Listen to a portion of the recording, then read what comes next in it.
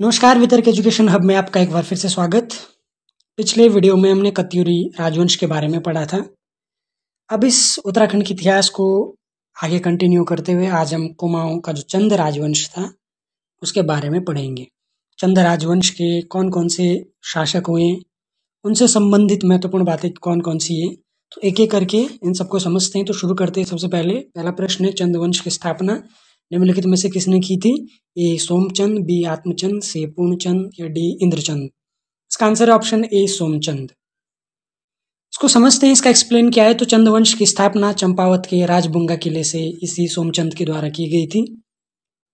इसके इतिहास की बात करें, सोमचंद ने किस तरीके से इस चंद राजवंश की नींव रखी।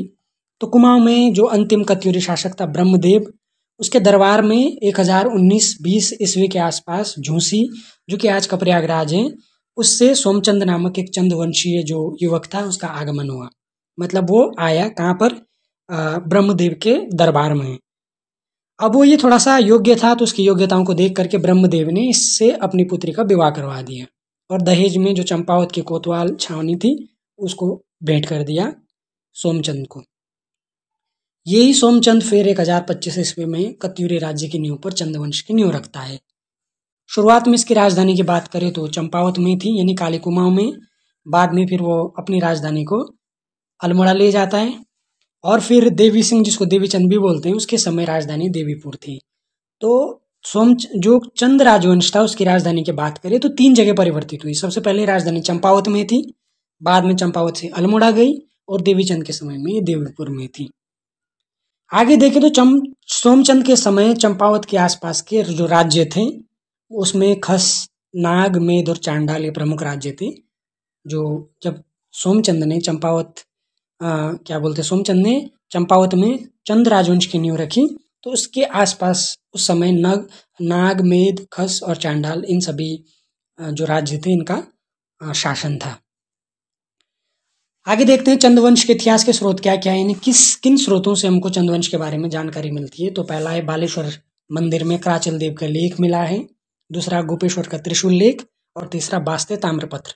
बास्ते ताम्रपत्र, गोपेश्वर में त्रिशूल लेख और बालेश्वर मंदिर का कराचल देव का जो आलेख था, ये 3 महत्वपूर्ण स्रोत है जो हमें चंदवंश के ऐतिहासिक जो जानकारियां हैं उसके बारे में जानकारी देते हैं। आगे एक और महत्वपूर्ण पॉइंट है, मझेड़ा ताम्रपत्र था, उससे चंद और बम शासकों के संबंधों का पता चलता है। इसी तरीके से मोनाकोट ताम्रपत्र, ये चंद शासकों के करों यानी उनका जो टैक्स था उससे संबंधित था। आगे देखें तो इनके समय में राजमहल को चौमहल बोलते थे, यानी चंदों के समय में राजमहल को चौमहल नाम से जाना जाता था। सोमचंद के बारे में और कुछ महत्वपूर्ण बातें, जैसे राजबुंगा का किला इसी ने बनाया था, अभी मैंने थोड़ी देर पहले बताया। इसके अलावा दोनकट का जो राजा था, रावत राजा, उसको इसने परास्त किया।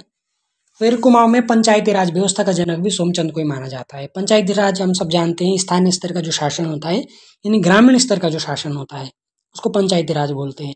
अब सोमचंद को पंचायती राज का जनक क्यों मानते हैं? क्योंकि इसने गांवों में बूढ़ा और सयाना, जो कि एक तरीके के गांव के जो पदधारी थे, गांव के कुछ जो गांव को एक तरीके से जो गांव के एक तरीके से लीडर कह सकते हैं, बूढ़ा और सयाना, उनकी नियुक्ति की थी सोमचंद ने स्थानीय स्तर पर, इसलिए इसको पंचायती राज व्यवस्था का जनक कहते हैं।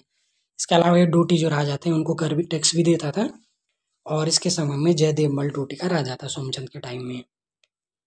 और एक और इम्पोर्टेंट पॉइंट, सोमचंद ने 4 किलेदार नियुक्त किए थे, जिसमें पहला कार्की, दूसरा बोरा, तीसरा तड़ागी और चौथा चौधरी। यानी कार्की, बोरा, तड़ागी, चौधरी, ये 4 किलेदार थे सोमचंद के समय में। और ये चारों मूलतः नेपाल के रहने वाले थे, जिनको चाराल या चाराल कहते थे। चाराल। सोमचंद ने मेहरा और फरत्यालों को मंत्री और सेनापति बनाया था और इसका जो सबसे महत्वपूर्ण सेनापति था वो था कालू तड़ागी। यानी कालू तड़ागी सेनापति का संबंध किससे हैं? तो वो सोमचंद से थे। इसके बाद सोमचंद के बाद फिर इसका जो पुत्र था आत्मचंद, वो शासक बनता है। करीब करीब 20 वर्षों तक इसने भी शासन किया। आत्मचंद के बाद फिर पूर्णचंद आता है, जिसने 1066 से लेकर के 1084 तक इसका शासन रहता है। आगे देखिए अगला प्रश्न, निम्नलिखित में से किसने चीन के साथ व्यापारिक संबंध स्थापित किए थे? ए आत्मचंद, बी वीणाचंद, सी इंद्रचंद, डी पूर्णचंद। आंसर है ऑप्शन सी इंद्रचंद। देखते हैं इंद्रचंद और उसके उत्तराधिकारियों के बारे में। तो इंद्रचंद चौथा चंद शासक था। जैसे मैंने बताया, पहला सोमचंद हो गया, उसके बाद फिर आत्मचंद, फिर पूर्णचंद और चौथा हो गया इंद्रचंद। तो इंद्रचंद ने क्या किया, नेपाल मार्ग से चीन के साथ व्यापारिक संबंध स्थापित किए, क्योंकि इंपॉर्टेंट पॉइंट है, ट्रेड शुरू किया नेपाल के साथ इंद्रचंद ने। दूसरा, रेशम उत्पादन और रेशमी वस्त्रों को बनाने का काम भी इंद्रचंद ने करा था। फिर इंद्रचंद्र के बाद इसका उत्तराधिकारी संसार चंद आता है। उसके बाद फिर क्रमशः सुधार चंद, फिर हरिचंद, फिर वीणाचंद। वीणाचंद को विलासी राजा या खस राजाओं, विलासी राजा कहते हैं इतिहास में, और इसने खस राजाओं को, इसको खस राजाओं ने पराजित किया था। फिर वीणाचंद के बाद वीरचंद आता है, यानी वीर, वीणा, फिर वीर। वीरचंद ने भी फिर खस राजाओं को फिर से हराया और उनके राज्य पर कब्जा किया। जो अशोक चल है उसके समय में चंद शासक वीरचंद था। उसके बाद फिर नरचंद 1236 में गद्दी पर बैठा।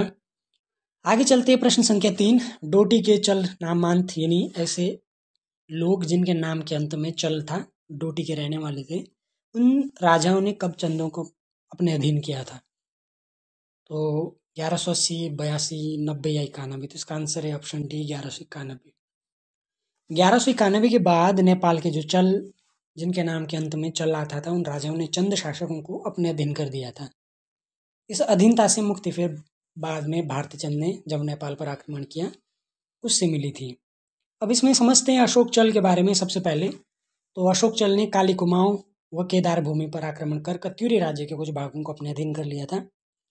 और ये आक्रमण की जानकारी किससे मिलती है? तो गोपेश्वर त्रिशूल लेख से और बाड़ाहाट त्रिशूल लेख से।